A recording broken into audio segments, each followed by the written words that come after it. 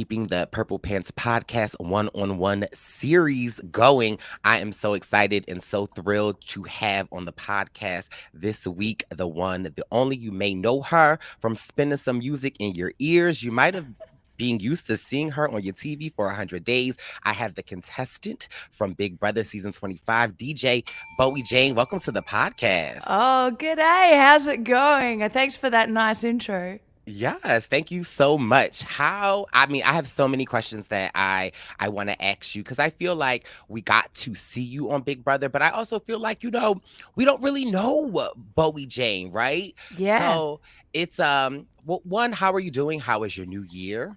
Oh, it's fantastic. It's like it is really strange being out of the house, but like it all feels like a distant dream now. So it is crazy like that. But yeah, it's been great because it's just been event after event. It's like we certainly hit the ground running with no jury house in between. So Definitely. I saw for New Year's you, Jag, and Matt hosted a party. I was like, oh, that looks like something. I'm like, I wish I was in the area. I would have loved to been there. What was your knowledge of Big Brother prior to you going into the Big Brother house? So obviously, I'd watched the Australian Big Brother, which is really different. I was a big fan of the Australian Big Brother actually, but it's very much it's a lot more, I guess, friendly, social. The audience votes, so it's a bit more of a fan favorite kind of situation.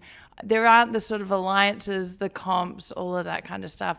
But knowing I wanted to go on American Big Brother, having seen it here, I was like, right, let's make sure we really understand what we're getting ourselves into. So I crammed big time. And I loved it from the very first. I mean, I wanted to go on the show because I love the American one, but when I started watching a lot of seasons, I was like, wow, this is so well done, so well produced. It's clever. You have to be crafty. And I worked out my strategy by watching a lot of those series, and then also listening to breakdown podcasts of interviews with other contestants and them talking about things they did wrong in the show. And so yeah, I really studied it, and I went in with a plan, stuck to the plan, and I guess it worked to some extent. Well, listen, you made it very far in the game. So we know Jag is the winner, but I was on Survivor. I went out very early. So, in my opinion, you did the thing. You went very far. What was your strategy like going into the game? What were you like? How did you think that you were going to be, or what were you going into the house thinking like? So my strategy, and I text my friend before I went in, I was like, I'm going in, so I'm not going to see you for a bit. And she's like, what's your strategy? And I texted my strategy, and when I got out, she said, oh my God, you stuck to that to a T. Now that strategy was to not ruffle any feathers, which I'm not that kind of person anyway, but to make sure I don't put anyone off with anything annoying, because the smallest thing at the start of the game will send you home. Make sure I chose a bedroom with people I thought would be good to build an alliance with. So I followed Siri into that bedroom, or we walked in together. I can't remember the exact order. And I thought, if I'm in a room with her, it's most likely I'll be in an alliance with her, because the bedrooms are where alliances forms. So that was a strategy. And then it was like, let's try and get in the big alliance, assuming there's going to be two, right? Assuming there'll be two big alliances with breakdowns within each alliance. And be a reliable, a loyal voter, so that people knew they could trust me, and not so basically play the happy-go-lucky. I'm very relaxed. I'm not a threat. I will do what you say, which is not true, but I will do what you say, and I won't win. I'm not a threat. Like, I'm not winning comps. Look at me. I'm not very good at comps. So made sure I didn't win any comps for I threw every single comp for 7 weeks. Not that I necessarily would have won them all, but I made sure I also didn't want to be picked for veto. I know Siri and I were doing the same strategy there. So her and I didn't play many vetoes at all because of that. We were trying to avoid being picked because we didn't want to show our skill set. So yeah, that I think it really helped. And then once I was sure that I had a bit of a team around me, being like Corey, America, Jag, Matt, once I got to that point, I went, okay, I can win comps now, and I think they'll have my back the next week. Otherwise, you're probably going home. What was your knowledge of Siri, right? Again, I come from the Survivor realm. Siri is practically a god, right? Like, she knows how to play the game. And as a viewer, it's like we're all like, oh my God, like Siri's in this game. Like, what was your knowledge of her, and I know a lot of people, we know Corey knew who she was, but like, what was your knowledge of Siri? And were people talking about the level of gameplay that she has, or was she just kind of like, oh, a regular person in the house to you?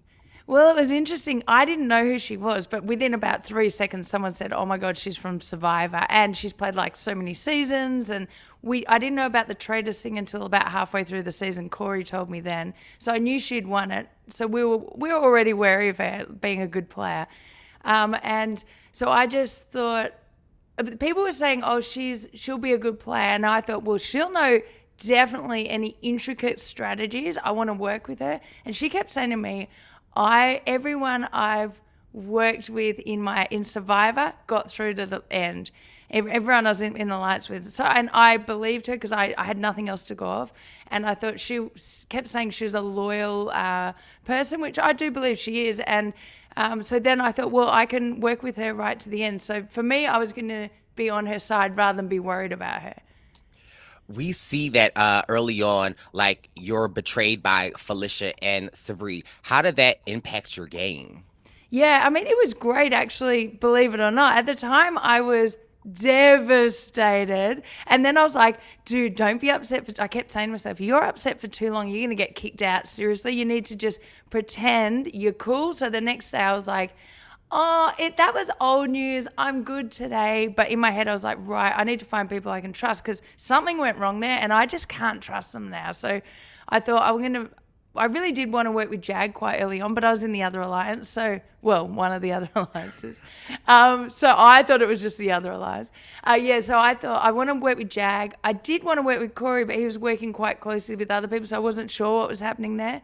So for me, it was a great moment because it made me go, oh, I don't give a shit anymore about this game. I'm just going to freaking play for me. I'm not going to be trying to make friends in here. And I am going to play a loyal game to people who are loyal to me. But the moment I'm burnt, you're out.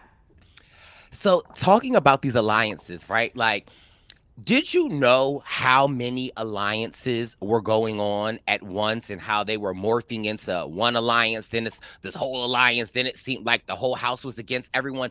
Did you know all of that, or did it just seem like they were really just kind of like two core alliances? Because a viewer standpoint, I would tune in on a Wednesday and be like, what did happen? Then I'm watching the live feeds and I'm like, well, is this the real alliance? Like, as a viewer, I'm like, girl, what is going on? Like, how were you navigating that? So I did think there were just two alliances and a couple of people in the middle.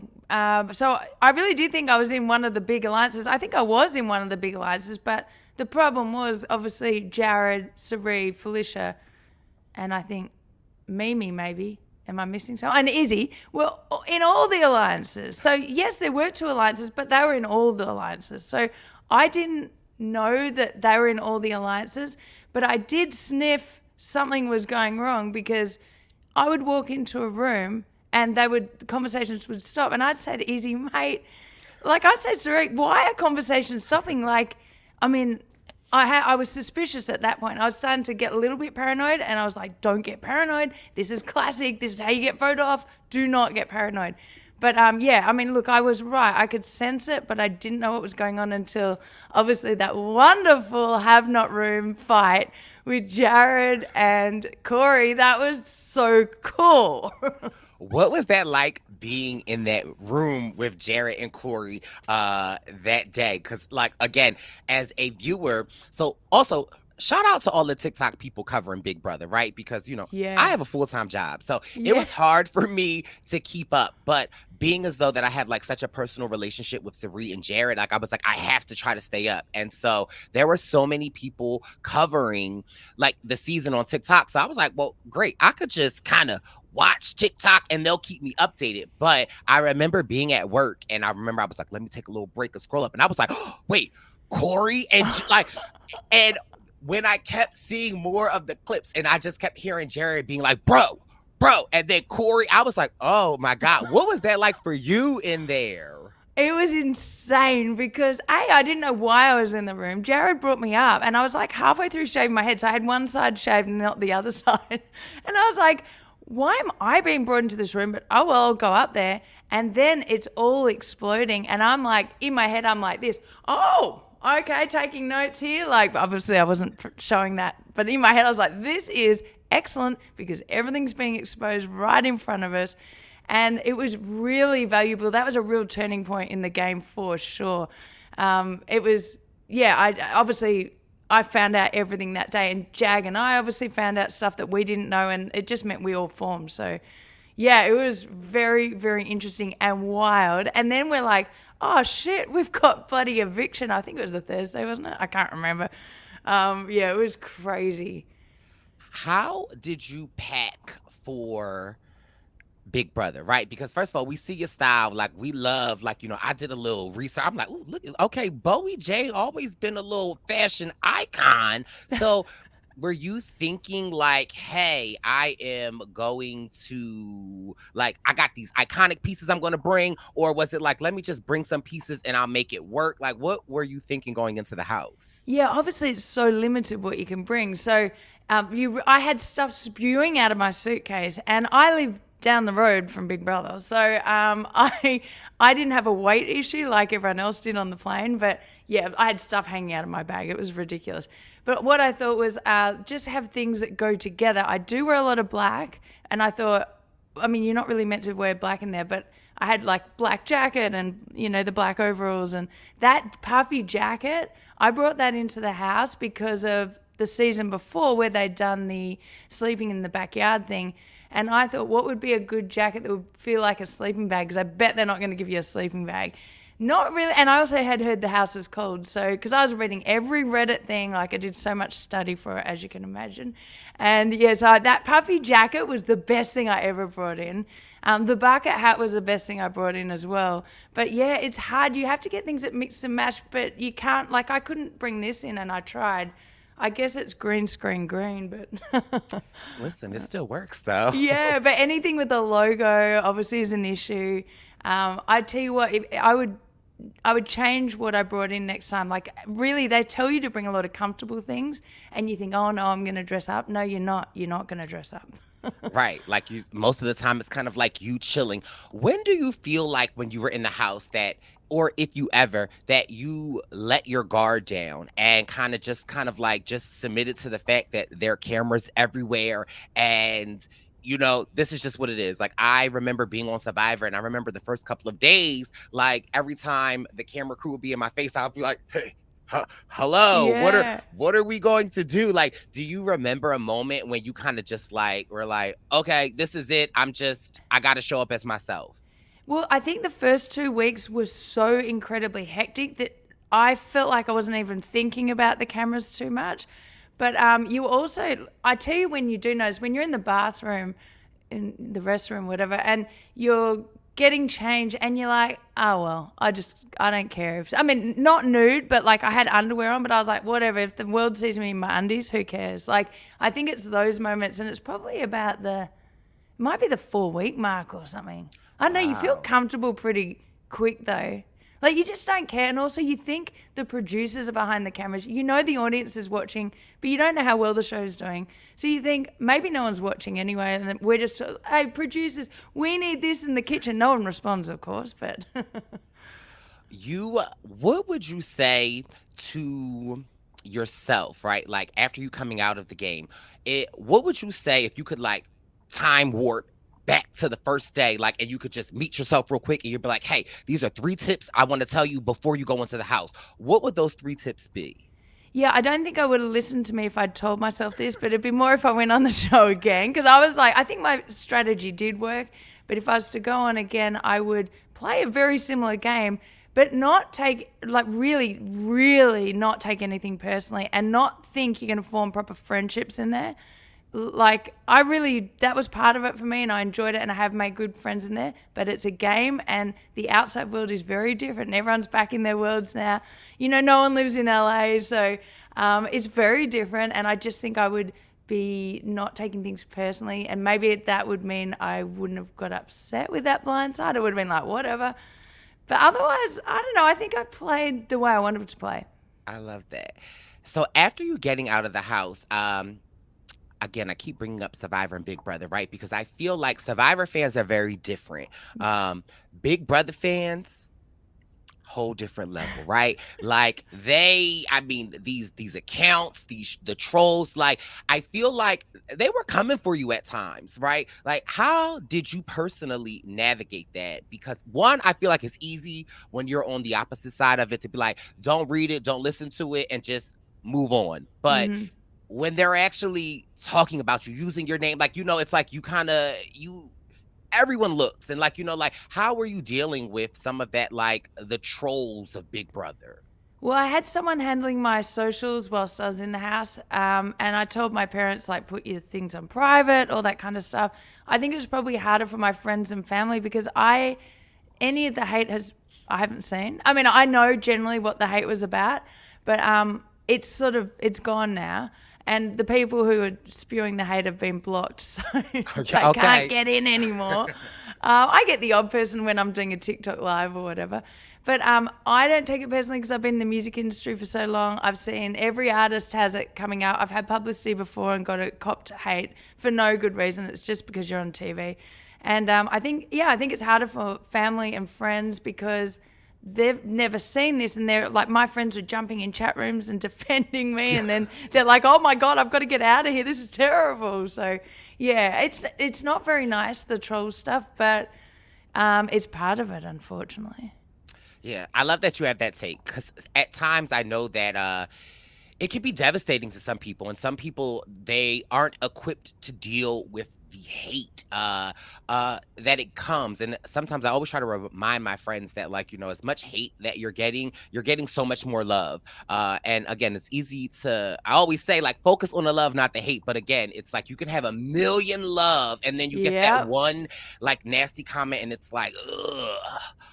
And stuff. But that's so good to hear. Yeah, the And one nasty comment does stick. You will think, oh, what do they mean? Like, the comments about my hair, it was ridiculous. Like, guys, get over it. I had this hair before Big Brother, and right. and I'm gonna have it after. This is my style. I change it all the time. I do whatever the fuck I want. Am I allowed to swear publicly? All you listen, whatever you want. Yeah, I do whatever I want with my hair, and the amount of people who critiquing me on it, and it's a particular type of person who has very conservative hair. I'll just say, but Uh, Not the conservative hair. Going back to when Hisam got eliminated, Mhm. like, if you could go back in time, is there something you would do different in that vote with Hisam, or do you think you would let it kind of like rock out the way that it rocked out? Well, once the decision had been made by my alliance, I was going to go with whatever they decided. I didn't agree with. I actually brought it up with Siri. I was like, "Why are we putting him up? Like, he's a strong competitor. He could take us through quite a few rounds by winning, and then he's still going to be. Everyone's going to want to get rid of him eventually. So I just don't understand why we're getting rid of him. It seemed to be like a paranoia because he was to get out all the strong people, and it was too early to be doing that, in my opinion. But look, I still would have gone along with it, but if I had any, if I wa- well, I didn't want to ruffle feathers, so yeah, I don't think it was the right decision. But it would have changed the game a lot, I think. I for sure, Hassan was he was killing it. Were there any other decisions that you necessarily like went along with that you were like, I don't want to go along with this decision, but keeping to my strategy of like not ruffling feathers, you still went along with? So I'm thinking week one, Riley, I didn't really see why we had to do that. But definitely wasn't going to ruffle feathers there. Week two, who was that? Week two, I'm having an actual blank. Week two was, who the hell was week two? Oh, was that Heisem? No, sorry. Riley was week two. Kirsten was week one. Agree. Kirsten, Riley, yeah. week two, didn't agree. Heiston. Then Heisem, didn't agree. Then Red, obviously, no, then it was the Jag coming back. Well, I didn't want Jag to go. That was one of the ones I didn't see why we were voting for him. I thought I could work with him. Had to go with the Alliance.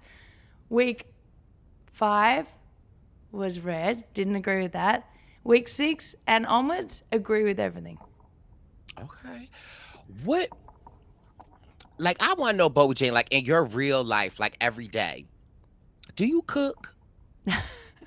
I am not fussy. I couldn't care less if I was having protein shakes all day, but I most certainly wasn't going to cook in that kitchen with 400 people in there. And it was just like it was so cluttered, and people who could cook were in there, and I was like, you know what, I'm going to stick to the cleaning up. Thanks very much. I'll do the dishes. I don't know if they showed that, because I had people saying, how come you're eating all their meals and not cooking? I'm like, I did the dishes every single night for the whole house. Like, yeah, so I don't really cook that much. Just keep it basic. I'm a chicken and veggie kind of a girl. So Really? yeah, and I didn't want to, have my sugar levels going all over the shop in the house with eating M&Ms and cookies all the time. So when you go to the grocery store, do you go to the grocery store or do you use like delivery apps to get to the My the grocery stuff? store's the same grocery store as the Big Yeah, Fella. but So I was stop. like, yeah. And I was like, hey, aisle 5, there's Aisle protein bars. But yeah, so I do go to the grocery store and I just literally keep it simple. I have an omelette for breakfast, so egg, turkey, bacon, mushrooms, bell peppers, and some feta cheese. Okay. I have protein shake, and then dinner I'll have chicken and veggies. Okay. So no lunch, just a protein shake and that's it. Yeah, well, if I want to watch my weight, yeah. Well, teach me your ways, okay? Because I feel like after the holidays, I done put on some pounds, Bowie. So I know you're very personal about your personal life, and that you don't share. But is it okay if I ask, like, are you married? I am single and ready to mingle. Oh, okay. Yeah. I haven't had much time to be on any dates, that's for sure.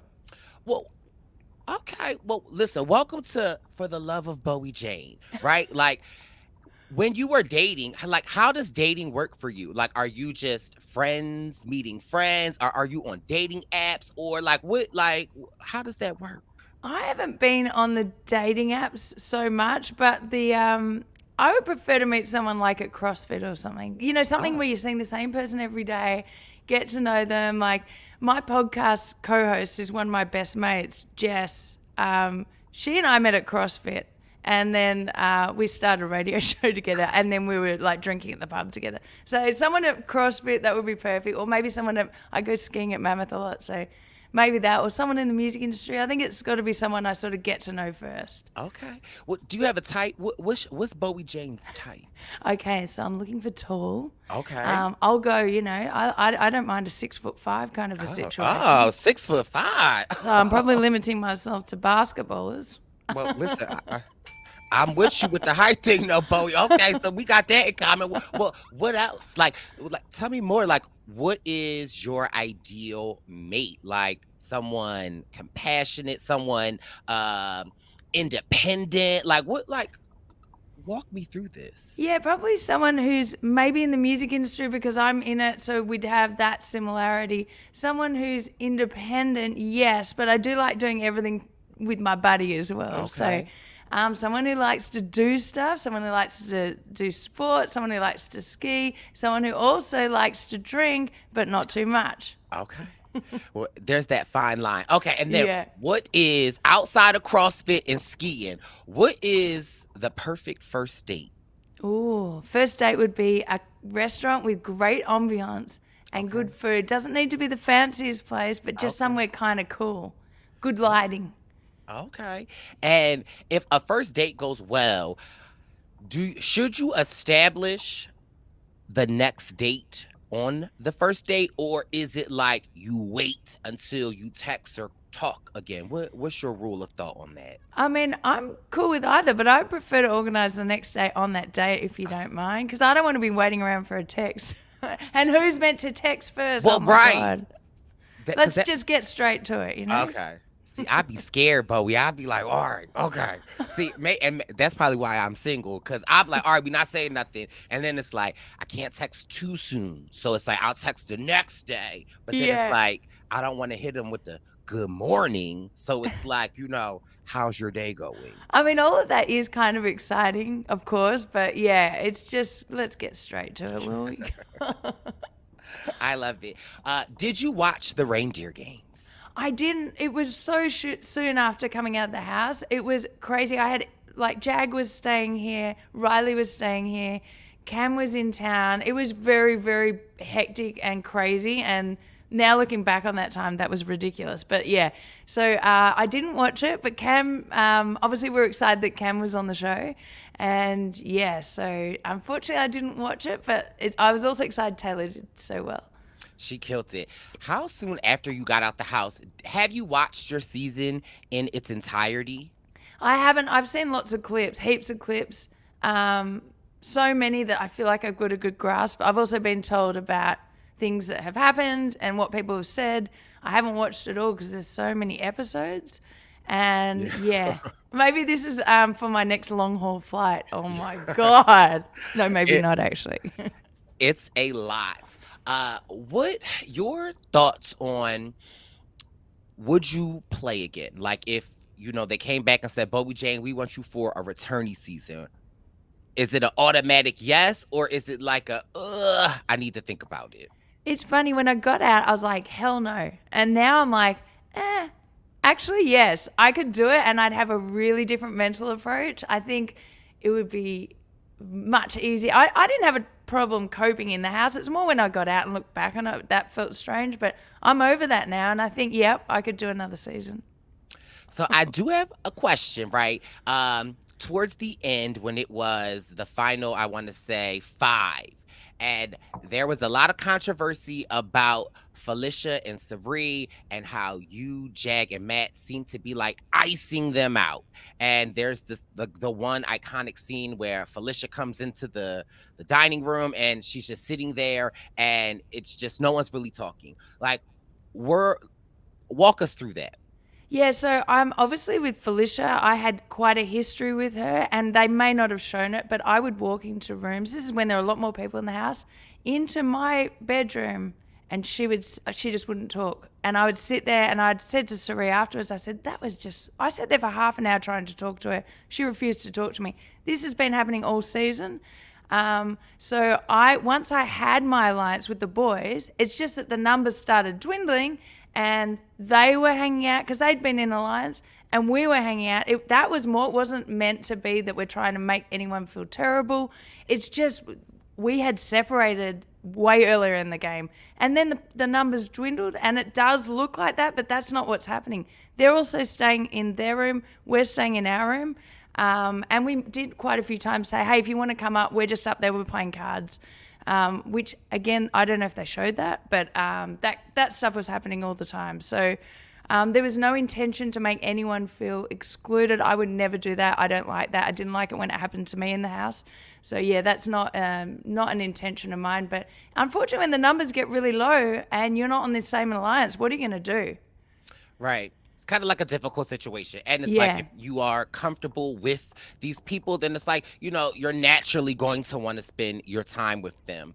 When it did get down to the final 3 of you, Matt, and Jag, what were your expectations? Like, how did you automatically know, like, hey, Jag is going to win? Were you thinking like it's could be me, it could be Matt? Like, where were you with that? Or were you just happy that the 3 amigos, we got here together and this is the final 3? Well, that was great. That was an amazing moment when when it was just the 3 of us left in the house after Felicia, no, sorry, 3, then Felicia. Yeah. Felicia walked out. This is all a big blur now. That moment was such relief because I was like, oh my gosh, we actually did our plan. We've won every week for like 6 weeks, rotating between the 3 of us. We've done what we wanted to achieve. My plan, the next step to that plan, which I've been working on all along, was to hopefully Jag to take me. Not worry too much about working on Matt if he won, because I figured I could work on him maybe a little bit later, but I was pretty sure Jag was going to get through, or me. I thought I was capable of winning comps, so my plan was to win, but my other plan was to make Jag take me, and I was pretty confident that I could get that to happen. I also did feel when it changed, and I didn't think he would win. No, I did not against Matt. I thought Matt would win. I think Jag genuinely thought that too. And yeah, it's like Matt was loved by everyone. He was a great guy. He hadn't done much wrong in the game at all. He'd helped Jag out. I mean, but I thought, look, if Jag takes me to the final 2, I might have Cameron for a vote. Maybe. I might have Corey. If I've got Corey, maybe America, but maybe not. And that would be 3 potentials. And then Matt's just been evicted. Matt's might be annoyed at Jag, so I might have my 4 votes. So I was also making sure I fed stuff back to the jury via Felicia. She didn't know that's what I was doing, but I kept chatting to her about, oh, we've been in alliance since this long ago. My strategy I started talking about what my strategy had been through the game, because I knew my criticism would be, oh, you haven't done anything, because I hadn't told anyone what I'd done. So I made sure I kept telling her what I was doing, and that would filter back. I also said in my goodbye message, I've been working with the boys since week 6. And I knew that would filter back for the jury house too. So that would be a stronger argument, saying I'd played the game that they didn't realise I was playing, quite frankly. So, yeah, I thought there was a chance I could get there, and I didn't think Jag would win, but I'm pleased, that's great that he did. Yeah, no, Jag had a rough start, right? Like, it seemed like they were coming for Jag nonstop. And so, like, it was really good to see Jag kind of like sort of make it through. And even Matt, like, I feel like I love Matt. I feel like he was just like America's sweetheart. Like, I just feel like Matt was amazing. When you got out of the house and learned that Jared was Cerie's son, what was that like for you? I could not believe it. I couldn't believe it. That had never crossed my mind. They played that well, as in, like, not knowing. That is crazy. And people have been like, oh, that's an advantage. No, it wasn't. It wasn't an advantage at all. It made the game really bloody messy. But it was probably entertaining. And it meant, like, I think if Jared played like Siri, then we would have problems. That would be an advantage. But Jared was playing a completely different game to what Siri was playing, and it was a disadvantage in the end, I think. Because us as viewers, we know that there were like rumors, because Jared kind of had leaked his story a little bit, and it seemed like there were rumors that his mom was in the house, but people were thinking that it was like Mama Fee and not Sari. So were you privy to any of those like rumors that were going on, or you kind of were just like, I don't know what's happening? No, most of us, like, I don't think Corey knew from memory. Most people had no idea. Like, the only people who knew, I guess, were people like Izzy knew because she was a Survivor fan. So, yeah. So I feel like not many people knew, and obviously Blue knew then. But I think that was pretty late when she found out, from what I've been told. But I'm not sure. Right. So, I mean, again, as I loved when Julie, when everyone would leave, she would like ask everyone that question. And people were like shocked, it's crazy, because I couldn't imagine playing with my mom. Like, I think I would have given it up way earlier than they did, because I just feel like our relationship, I would have just been like, what do I do here? Right. Like, like they absolutely kind of played it cool. Is there something like, what is it that you miss the most about the house now that you're out? Well, I thought it was really nice, but it's unrealistic. In the house, no phones, no technology, no distractions. So when you're chatting to someone, it's like you and I chatting right now with no distractions. In the real world, these same people I was having conversations with in the house with no phones are now stuck on their phones, and it's just completely different. So I think that part was really cool.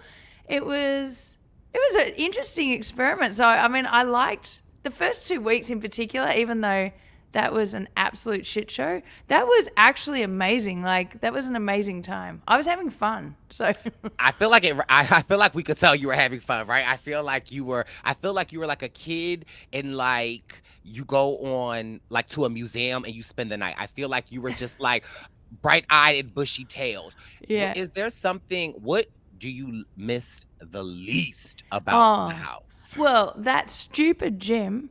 The gym is terrible. It's tiny. I mean, I know they do this on purpose. It's a bit of torture, but that gym in the house is tiny, and it's there's no music. So you're riding the bike. Like, I've tried to do exercise every day, but you don't have backyard access, and maybe sometimes 2 weeks without backyard access. It's crazy. So I'd say I don't miss the gym. I don't miss the food, because it's just not how I eat. I eat a bit different. And that disgusting shower. Yeah, like all of that. But it's also fun because everyone's in the bathroom together. Like, right. Yeah, and sharing a bedroom is surprisingly fun, apart from if there's a snorer. Yeah. Well, were you? Felicia. Listen, it's the clips of her like singing in her sleep and like Corey waking up and looking over.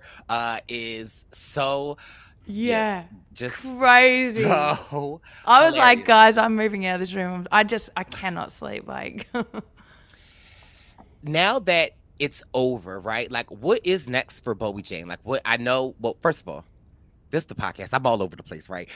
One. So sometimes I feel like I have insomnia where I try to like go to sleep early. And so I have a good night's sleep. But most of the time it's like I'll go to sleep and then I wake up at like 2:30, 2:45, and then I'm up until like 6 a.m.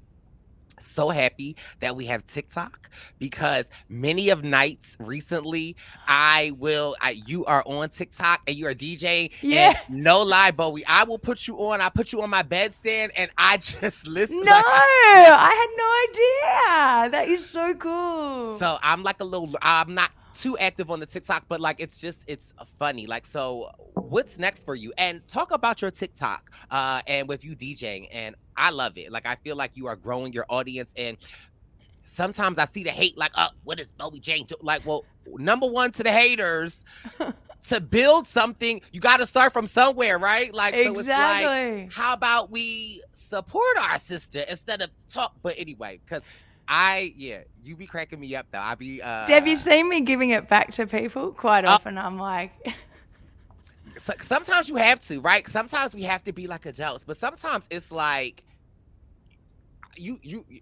it's good yeah. for your soul. Oh yeah, they're like, oh, you didn't play the game. You played a terrible game. And I'm like, really? Okay, I came third. I was never nominated in 100 days. First time Big Brother history. I'll just give it straight back to them. But My favorite line, Bowie, is I'll be like, well, remind me of what game you played. Let me watch a season of you. Like, yeah, and then I'll I'll be, wait.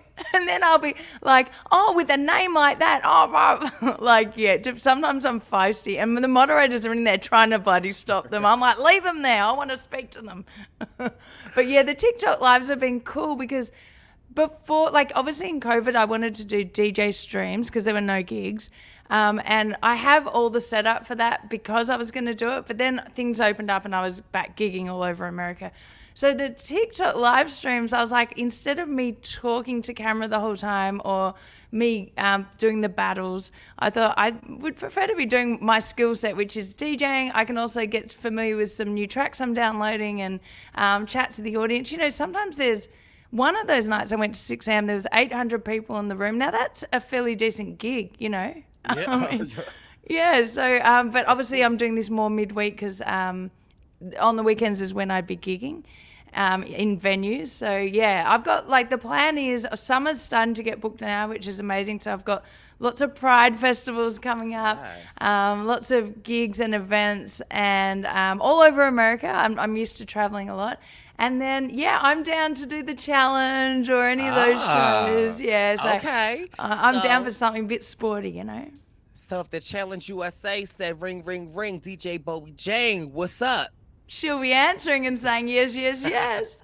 Now, do you watch the challenge? Yeah, I do. So not as much as I've watched Big Brother, but yeah, obviously Kylan was on the MTV one. Mm-hmm. And And he so was on the I've, USA. yeah, that's right. So I've been watching the MTV one this year because he was on it. But yeah, like I love that it's so physical. So, you know, I'm obviously sporty and that I wish there were more sporty challenges in Big Brother, but my part one of the 3-part competition, that was ridiculous, I have to say. But all the others were kind of physically not that hard. So Well, you know, Survivor is physical, I know, I know. and you Yes, it's know, an option. Survivor AU just kicked off, and it's an amazing cast. We got Ferris and Valeria. Like, so do you think you could do Survivor? I love Survivor. I love watching Survivor. We'll have to think about being on Survivor. That's tough. Girl, not you said I love Survivor. Yeah, I'll be like, It's oh, fun where's to my watch. makeup? Like, oh. What about Amazing Race? Amazing Race, yeah, totally. Because I'm such a traveler. I'm obsessed with traveling. I'm like the points junkie. I know all the tricks to how to use your frequent flyer points and which airline and use this for that. So yeah, I'm an avid traveler. Have been all over the world: India, Nepal, Thailand, Southeast Asia, like wherever, Europe, and yeah. So something like that would be cool. Okay. Who would you, if you had to pick off your season to do Amazing Race with, who would it be? Maybe someone else asked me this, and someone said, "What about Riley?" Actually, she would be fun, and she's fit, so that could be cool. Someone like Riley. Okay. I could see that. What is something as being a DJ? I have a little experience in the music industry, but I have a lot of good friends that are musicians and DJs. What is like a misconception of the DJ lifestyle that you don't think people are aware of? Well, I think like when you're doing gig, and travel, like you're on your own all the time. So you're arriving, which is fine. I don't mind that, but like you're not surrounded by party people because you're turning up to a new venue. You're meeting the amazing people who are watching your gig, but then you're going back to an empty hotel room. Again, I don't mind that, but the green room, you're in an empty green room unless you're in your hometown. Whereas if you're in a band, you've got your bandmates. So I think that's the part I miss because I used to sing in bands. So I miss having a green room with the bandmates. But yeah, I think that misconception that it's all party, party, party, but you often finishing a gig and hopping on a plane. Right, yeah, and then it's off to the next, and you have to, yeah, that travel life is no joke. On the show, you did lie about your age. Yeah, I did. And well, first of all, I'm not on Big Brother, and girl, I'm out here lying about my age too. So I Oh, understand the thank you. process. Like, people are like, whoa, she's lying about her age. I'm like, mate, I live in LA. Everyone lies about their age here. I didn't think it was a big deal, but Like so, and that's actually my question. Like, what was your response to the people that were like, "Ah, she's lying about her age"? Because I was like, give her a round of applause. Okay, like, because listen, I have recently celebrated my third 21st birthday, there and I you feel go. like, this year is going to be the fourth one. Yeah, I hear you. My friends say, for years I've been doing this, and my friends would joke and say, are you still 27? I'm like, oh no, I had to add some years on now. Right, you gotta slowly add it. For me though, I feel like, again, I'm getting better at just owning and living in my own truth. But Yes. sometimes I feel like I'm missing years because, like, somebody like I don't know why, like, my hesitation is like, oh, I'm 31. Yeah. And sometimes it's like, well, damn, I need to actually start saying my age because it's like, well, shit, I missed 31 and 32 because, like, I was not saying that I was that.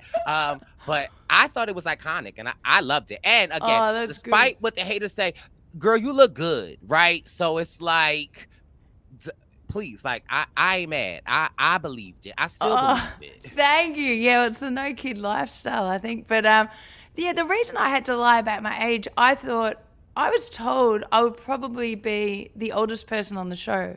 So I was like, okay, cool. And I looked at all the other seasons, and we're looking 21 to 27 maybe. So I'm like, well, hell, I have to drop 10 years off for sure. Like, because otherwise they're going to go, well, we'll get rid of the people who don't fit in. Any excuse, like at the start. So I was like, lie about your age, and also not tell them I was a lawyer as well.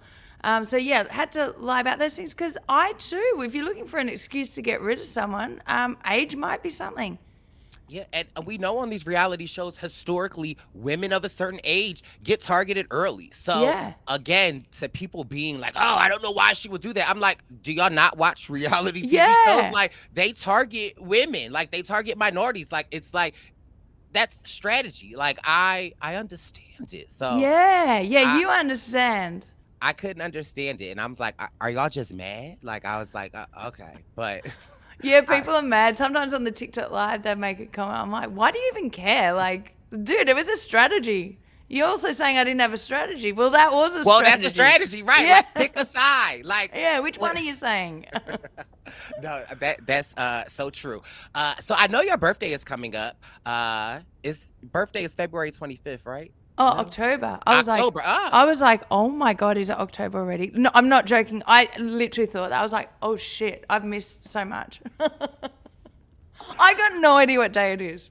You like, Brice? You don't understand I know. what I'm I like, went what? through in that house.